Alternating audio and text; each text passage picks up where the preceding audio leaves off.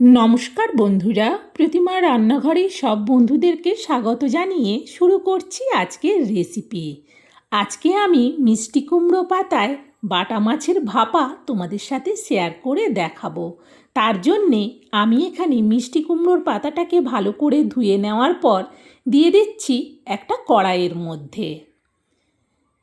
এরপর আমি এতে দিয়ে দেবো অল্প একটুখানি লবণ, আর দেব অল্প একটুখানি হলুদ। এরপর দিয়ে দেবো ছোটো বাটি ভর্তি করে 1 বাটি জল। এই পাতাটাকে এবার একটু ভাপিয়ে নেব, জাস্ট একটু ভাপিয়ে নিয়েই ফিরে আসছি। দেখো পাতাটা ভাপিয়ে নিয়েছি, এখন এটা বেশ গরম, এর থেকে জলটা ঝাড়িয়ে নিই। জলটা ঝাড়ানোর পর এবার পাতাগুলোকে একটা অন্য জায়গার মধ্যে তুলে নিচ্ছি, তাহলে পাতাটা তাড়াতাড়ি ঠান্ডা হবে। সব পাতাটা তোলার পর এটাকে সাইডে রেখে দিচ্ছি। এটা একটু ঠান্ডা হোক, ততক্ষণ মাছটা ম্যারিনেট করে নেব। আমি একটা বড় বাটি নিলাম, এই বাটিতে দিয়ে দিচ্ছি বাটা মাছ। আমি এখানে 3 পিস বাটা মাছকে হাফ করে কেটে নিয়েছি। বাটা মাছটা ভালো করে ধুয়েও নিয়েছি। এখন দিয়ে দিচ্ছি 6 টুকরো আলু। যেহেতু 3 পিস বাটা মাছকে কেটে 6 টুকরো করেছি, সেই জন্যে আলুও দিলাম 6 পিস। পরিমাণ মতো লবণ দিলাম, আর দিচ্ছি পরিমাণ মতো হলুদ। এরপর আমি এতে দিচ্ছি অল্প একটুখানি চিনি। সাইড করে সরিয়ে দিলাম। এখন মিক্সার জারে নিয়ে নিচ্ছি একটুখানি রসুনের কোয়া, আর দিয়ে দিচ্ছি কয়েকটা কাঁচা লঙ্কা, আর দিচ্ছি কয়েক টুকরো আদা, আর দিয়ে দিচ্ছি একটা মিডিয়াম সাইজের পেঁয়াজ, আর দেবো এতে হাফ চামচ গোটা জিরে, আর দিচ্ছি একটা বড় সাইজের টমেটো। এবার সুন্দর একটা পেস্ট তৈরি করে নেব এটার। দেখো সুন্দরভাবে মশলাটা পেস্ট হয়ে গেছে। এবার হাত দিয়ে পরিষ্কার করে পুরো মশলার পেস্টটাকে বের করে নেব। আমি এখানে কাঁচা লঙ্কাটা দিচ্ছি বলে আর শুকনো লঙ্কার গুঁড়োটা দিলাম না, তবে তোমরা চাইলে কিন্তু শুকনো লঙ্কার গুঁড়োও দিতে পারো।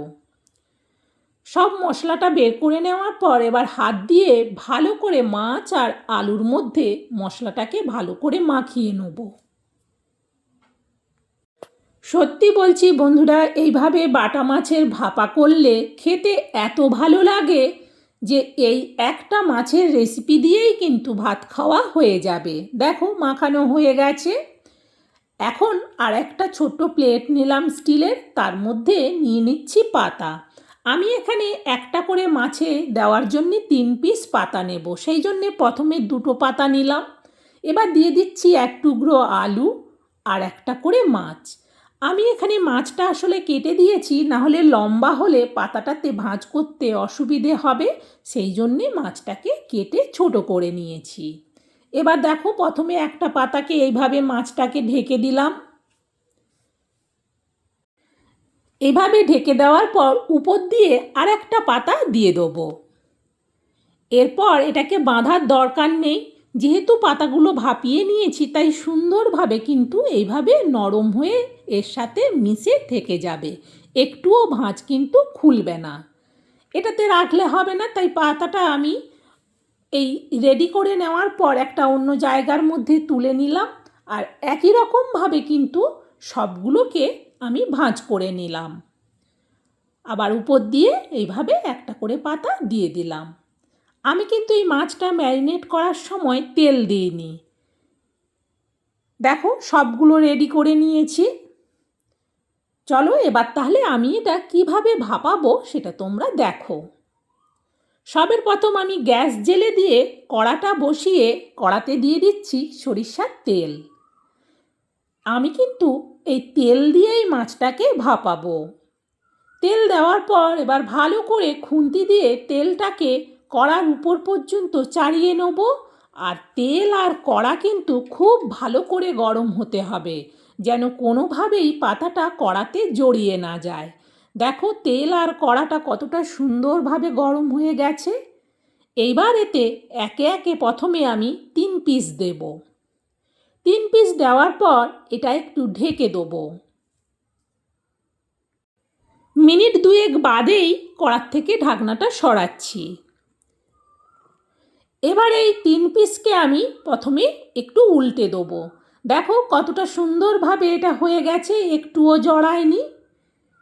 এবার এগুলোকে সাইড করে বাকি যে আরও 3 পিস আছে একসাথেই দিয়ে দেবো। যদি তোমাদেরও এভাবে কম বানাও তাহলে কিন্তু একসাথেই হয়ে যাবে, আর না হলে বেশি হলে দুবার ধরে করতে হবে। দেখো সবগুলো দেওয়ার পর এটা আবারও ঢেকে দিচ্ছি। ঢেকে দিয়ে গ্যাসটাকে কিন্তু মিডিয়ামে করে দেবো। প্রায় মিনিট 3 বাদে আবারও কড়ার থেকে ঢাকনাটা সরাচ্ছি। এইভাবে তেল দিয়ে ভাপালে এত টেস্টি হয় যে স্বাদ একেবারে মুখে লেগে থাকবে। এই যে কুমড়ো শাকটা দিয়েই কিন্তু ভাত মেখে এতটাই টেস্ট হয় যে শাকটা দিয়েই ভাত খাওয়া হয়ে যাবে। সবগুলোকে উল্টে দিলাম। উল্টে দেওয়ার পর এটা আবারও একটু ঢেকে দেবো, তাহলে অন্য সাইডটা ভালো করে হবে। আরও মিনিট 3 বাদে আমি কড়ার থেকে ঢাকনাটা সরাচ্ছি। দেখো আস্তে আস্তে হচ্ছে। খুন্তি দিয়ে ভালো করে কিন্তু সবগুলোকেই এবার উল্টে দেবো, তাহলে আর একটা সাইডও ভালো করে হয়ে যাবে। দেখো সব কিন্তু সুন্দরভাবে এটা হয়ে গেছে। আবারও এটা ঢেকে দিচ্ছি। ঢেকে কিন্তু এবার গ্যাসটাকে অফ করে দিলাম। প্রায় মিনিট 5 বাদে আমি কড়ার থেকে ঢাকনাটা সরাচ্ছি। এতে যে তেলটা ছিল পুরো তেলটা কিন্তু এর মধ্যে টেনে গেছে, আর একটুও এতে তেল নেই। সুন্দরভাবে এটা কিন্তু ভাপানো হয়ে গেছে। এখন এটা নাবিয়ে নেব।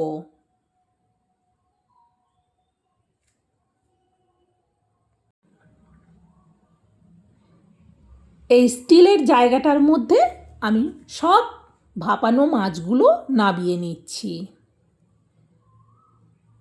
একটু খুন্তি দিয়ে সাইজ করে নিচ্ছি। এখনও এটা বেশ গরম আছে, তবে তোমাদেরকে আমি একটা খুলে দেখাবো যে কিভাবে এর ভেতরে মাছ আর আলুটা সুন্দরভাবে সেদ্ধ হয়ে গেছে। বন্ধুরা, এইভাবে মিষ্টি কুমড়োর পাতা দিয়ে বাটা মাছের ভাপাটা বানিয়ে দেখো, আর তেল দিয়ে এইভাবে ভাপাবে।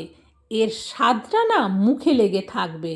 যত রকমভাবে ভাপা করেছো এইভাবে একবার ভাপা খেয়ে দেখো, মনে হবে আগে কেন জানা ছিল না যে এত সুন্দর একটা বাটা মাছের রেসিপি হয়। বন্ধুরা, আমার এই রেসিপিটা আমি যেভাবে বানালাম তোমাদের এই বানানোটা কেমন লাগলো সেটা কমেন্টে জানিও। আর ভালো লাগলে কিন্তু একটা লাইক দিতে ভুলো না। তোমাদের একটা লাইক আমাকে রেসিপি শেয়ার করার জন্যে অনেক অনেক উৎসাহ দেবে। আশা করি আমার রেসিপিটা তোমাদের ভালো লেগেছে। আজকের মতো রেসিপি শেষ। আবার অন্য রেসিপিতে দেখা হবে।